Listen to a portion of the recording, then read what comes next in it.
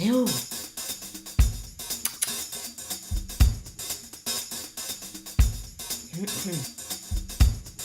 Voilà.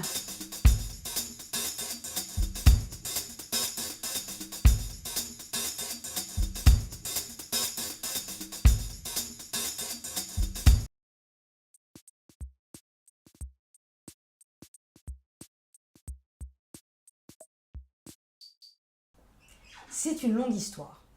Parce que tout est parti, si l'on veut bien voir les choses, d'une intention politique assez forte qui a pris la forme d'une demande gouvernementale portée à l'égard de tous les ministères de s'engager dans une démarche de double labellisation, AFNOR, pour aller chercher les deux labels diversité, égalité. Immédiatement, on s'est rendu compte, je me suis rendu compte, qu'il y avait au moins deux priorités à mettre en avant. D'une part, que la candidature du ministère aux deux labels était certes importante, mais qu'il fallait, pour qu'elle ait tout son sens, embarquer dans l'aventure, au-delà du ministère, des établissements publics qui, d'une certaine manière, portent, incarnent la politique culturelle. Mais au-delà, il m'a semblé très intéressant que le ministère de la Culture, parce qu'il porte justement des politiques culturelles, s'intéresse également à l'extérieur de lui-même à ce que pouvait signifier la question de la non-discrimination et de l'égalité femmes-hommes, à la fois dans la manière d'accueillir les publics dans les institutions culturelles. Est-ce qu'on ne discrimine pas à l'entrée? La réponse est oui, on discrimine, même sans le vouloir, mais c'est la réalité. Comment sont traités les étudiantes et les étudiants de nos établissements d'enseignement supérieur culture? Comment, et c'est l'un des sujets un peu délicats, on y reviendra tout à l'heure, comment sont conçues et mises en œuvre les programmations de toutes les institutions culturelles, à la fois dans le champ patrimonial, dans le champ du spectacle vivant, des arts visuels, et là également on se rend compte que finalement les notions de non-discrimination et donc de promotion de la diversité et d'égalité femmes-hommes posent encore des problèmes qui ne sont absolument pas résolus. Mais en même temps, il s'est trouvé, par une coïncidence historique et politique extrêmement intéressante, que cette démarche coïncidait avec d'autres engagements extrêmement intéressants ou d'autres incidents ou aventures politiques qui se sont déroulées à peu près au même moment. D'une part, bien entendu, le fait que le président de la République a décidé que l'égalité entre les femmes et les hommes serait une grande cause du quinquennat, ce qui politiquement, évidemment, est essentiel parce que cet objectif nous porte et nous permet d'avoir des ambitions très élevées en matière d'égalité entre les femmes et les hommes. En parallèle, est intervenue, en effet, à l'automne dernier, la révélation des agissements d'Harvey Weinstein aux États-Unis, le mouvement MeToo et cette libération de parole qui a permis de constater qu'en matière de violence et de harcèlement sexuel et sexiste, nous avions encore beaucoup à faire. Mais le ministère s'était intéressé, voilà déjà longtemps, puisque ça remonte à 2006, à la question des inégalités liées au sexe dans le champ culturel. Le premier rapport de Rennes-Pratt date de 2006, le second de 2009, et il faut reconnaître que, année après année, et nous éditons au ministère un observatoire de l'égalité entre les femmes et les hommes dans la culture et la communication depuis maintenant 6 ans, et malheureusement, force est de constater que les éditions successives de l'Observatoire montrent que la situation n'évolue pas. Elle régresse, parfois elle progresse, mais un tout petit peu, et au rythme naturel où vont les choses, l'égalité entre les femmes et les hommes, dans le domaine en tout cas de la culture, de l'audiovisuel, du cinéma, risquerait de prendre encore entre 100 et 150 ans. Donc on s'est dit qu'on ne pouvait pas attendre. Pour la première fois, la feuille de route égalité, d'une part, elle couvre les années 2018-2022, a une originalité très forte dans la mesure où elle s'engage sur des progrès concrets, tangibles, mesurables, sur des objectifs chiffrés, avec, et on va y revenir, des sanctions financières à la clé si ces objectifs quantitatifs ne sont pas atteints. Alors il y a évidemment la question cruciale de la transmission d'une culture de l'égalité, et cette question porte sur l'ensemble des champs de la culture et en particulier sur nos établissements d'enseignement supérieur, les écoles d'art, les écoles d'architecture, la FEMIS, les conservatoires, parce que là on se dit bien qu'il y a une responsabilité particulière de l'État à transmettre des valeurs d'égalité au moment même où on enseigne l'art, l'architecture, quels sont les modèles qu'on donne à voir aux jeunes femmes, aux jeunes hommes qui sont dans nos écoles. Si, évidemment, tout au long d'un parcours d'études en architecture, par exemple, on ne donne à étudier que des architectes masculins, inévitablement, le modèle qu'on indique n'est pas vraiment propice au foisonnement des talents féminins, alors même qu'ils existent. Donc ça, c'est un axe qui nous semble très important. Il y a la lutte contre les stéréotypes de genre, d'autres stéréotypes aussi, mais en l'occurrence les stéréotypes de genre qui sont partout, qui nous environnent dans la publicité, au cinéma, dans l'audiovisuel, dans la littérature, notamment pour la jeunesse, la bande dessinée, dans le jeu vidéo, partout, et on se rend compte finalement que nous sommes nous-mêmes porteurs de beaucoup de préjugés ou de stéréotypes, et qu'il faut en prendre conscience d'abord pour les déconstruire ensuite. Et puis, la feuille de route égalité s'attaque également à la question très sensible, difficile, mais essentielle, me semble-t-il, qui est celle de la lutte contre les violences et le harcèlement sexuel et sexiste, à la fois dans nos écoles, à la fois dans nos administrations et dans l'ensemble du champ culturel et des industries culturelles en général. Le cinéma, l'audiovisuel, la presse, partout où ces agissements, comme dans d'autres secteurs de l'économie d'ailleurs, peuvent se dérouler, il faut mettre fin à l'impunité et il faut faire en sorte que les victimes, encore une fois, je le disais tout à l'heure, soient entendues et que les coupables soient punis. Et puis, dans la feuille de route égalité, nous avons pris, ce que je disais tout à l'heure, des engagements chiffrés, précis, que nous avons essayé de décliner en tenant ensemble l'interne et l'externe. Je m'explique. La question de l'égalité femmes-hommes, elle joue bien entendu à l'intérieur du ministère, de ses établissements, de ses administrations déconcentrées. Et on s'est rendu compte de deux choses. D'une part, que les salaires versés aux femmes, dans un champ administratif classique, nous sommes une administration d'État, étaient inférieurs en moyenne de 10% aux salaires versés aux hommes. À partir de 2018, on aura 100 000 euros inscrits au budget du ministère, donc 500 000 euros en tout, pour résorber ces inégalités salariales entre les femmes et les hommes. Le deuxième engagement interne, si on peut dire, au ministère très fort, c'est la direction ou la présidence des établissements publics nationaux. Ce sont l'Opéra, l'Opéra Comique, la Réunion des musées nationaux, Universcience, le Louvre, les théâtres nationaux comme Chaillot, la Comédie Française. Tous ces établissements publics, il y en a 76 au ministère, et aujourd'hui, 35% d'entre eux sont dirigés ou présidés par des femmes. 35% seulement. Or, la part des femmes dans la population du ministère de la Culture est supérieure à 50%. Donc, cette divergence-là, liée sans doute à un plafond de verre insurmontable, frappe les esprits.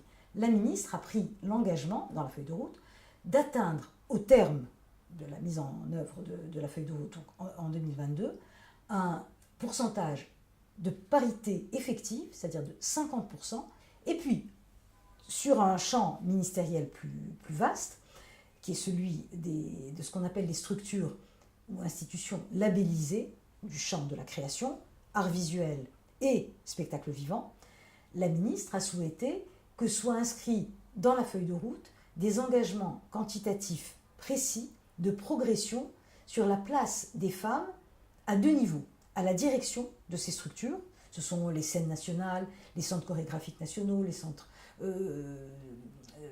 d'art, les FRAC, etc. Mais en même temps que l'on regarde aussi la programmation de ces institutions pour savoir si les femmes, auteurs ou autrices, chorégraphes, metteuses en scène, artistes dans les FRAC et les centres d'art ont leur juste place, ce qui n'est pas du tout le cas aujourd'hui. Et la ministre a souhaité qu'on indique que, année après année, la part des femmes à la tête des structures et dans la programmation progresse, soit de 10% quand on est encore très très loin du compte, c'est-à-dire quand la place des femmes est inférieure à 25% aujourd'hui, et qu'elle progresse de 5% quand la place des femmes aujourd'hui est supérieure, située entre 25 et 40%. Mais l'élément qui est peut-être encore plus fort de la feuille de route, c'est que pour la première fois, à cet objectif quantitatif de progression, on ajoute une contrainte qui est que si l'objectif n'est pas atteint, il y aura une sanction financière dans le montant de subvention versé par l'État à l'institution concernée. Et c'est vraiment une forme de révolution dans le secteur, au point d'ailleurs, et on ne l'avait pas encore inscrit dans la feuille de route égalité quand on a rédigé en février, qu'on envisage de développer ce schéma avec des objectifs quantifiés de progression et une forme de contrainte financière au champ du cinéma. La ministre l'a esquissé à Cannes dans des annonces déjà très, très fortes, et elle nous a demandé d'organiser avec le CNC des assises de l'égalité entre les femmes et les hommes dans le cinéma à la fin du mois de juin. Et l'objectif est de rédiger une charte de l'égalité dans le cinéma entre les femmes et les hommes, et d'aboutir peut-être, enfin on verra ce qu'en disent les assises, d'aboutir peut-être à une forme de conditionnalité entre l'adhésion des différentes entreprises du secteur cinématographique à la charte, à l'accès aux aides dispensées par le Centre national du cinéma. Ce qui, évidemment, là également, dans tout un secteur économique et artistique, celui du cinéma et de l'audiovisuel, est quelque chose d'extrêmement fort.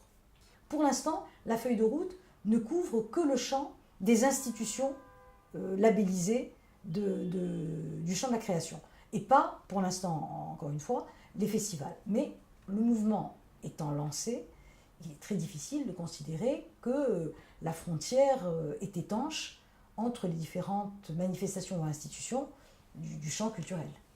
La ministre a demandé qu'en parallèle à tout le travail qu'on faisait sur les labels et sur la feuille de route, on porte un regard particulièrement attentif sur nos établissements d'enseignement supérieur culture. Il y en a quand même 99 et on a 37 000 étudiants. Donc ce sont des chiffres qui sont significatifs. Et elle nous a demandé d'élaborer avec l'ensemble des écoles une charte égalité qui soit spécifique aux établissements d'enseignement supérieur et qui couvre finalement l'ensemble des sujets, à savoir l'enseignement. Qu'est-ce qu'on donne comme modèle? Qu'est-ce qu'on enseigne aux étudiantes et aux étudiants? Le deuxième volet, c'est la parité dans les jurys et les commissions de sélection, aussi bien à l'entrée dans les écoles que tout au long du parcours d'études et à la sortie, pour s'assurer que femmes et hommes sont là à égalité pour apprécier les mérites, les talents, les résultats des jeunes filles et des jeunes hommes. Ce qu'on voudrait également faire, c'est proposer un accompagnement particulier aux jeunes femmes, de façon à ce que leur entrée ultérieure dans les métiers se fasse de meilleure façon qu'elle ne se fait ou qu'il ne se fait aujourd'hui, puisque justement on constate une évaporation. Donc on voudrait proposer aux jeunes filles qui sont dans les écoles de les préparer peut-être mieux aux différents métiers, leur donner des conseils, peut-être créer également des réseaux d'anciennes élèves, de façon à ce qu'elles aient des interlocutrices extérieures qui sont déjà en activité dans les différents domaines et qui puissent les aider, les conseiller. La question des réseaux est extrêmement importante. Autant les hommes, les garçons savent jouer du réseau, autant la plupart du temps, les filles, les jeunes femmes, les femmes en général, en jouent beaucoup moins. Or, on sait que ce sont des dimensions qui comptent dans l'entrée dans ces métiers et dans la réussite professionnelle.